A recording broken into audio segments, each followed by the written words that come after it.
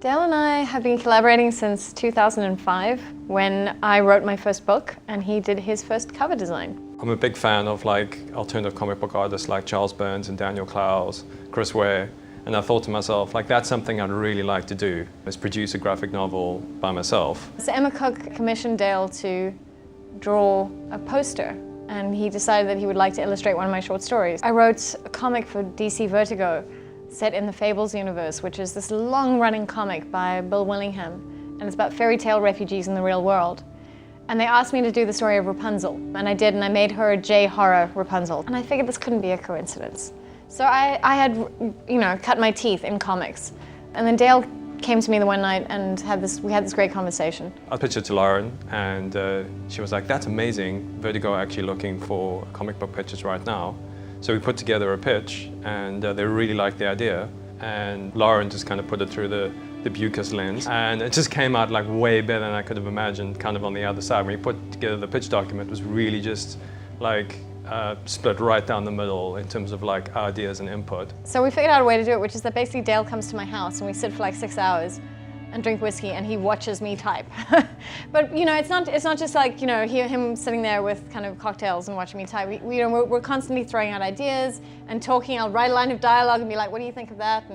And Dale does this great thing where we'll go to the kitchen to just have a little hive mind huddle when we get stuck. And Dale will start speaking in the dialogue. And it's amazing. And I'm like, oh, wait, I have to write that down. And it's absolutely brilliant. We work so well together, and because he illustrates and does cover design as his day job outside of comics, he listens to a lot of podcasts and he watches a lot of really terrible horror movies, and all of this feeds into the work. And I don't have time to do that kind of additional research because I can't listen to a podcast because the words are then fighting with the words in my head. So he brings so much knowledge and the crazy stuff he finds, it's amazing.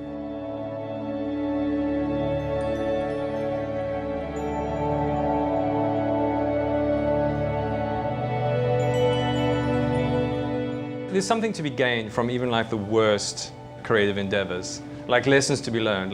Often to do the right thing, you have to look at a whole lot of things and say okay, that's probably not what you should do.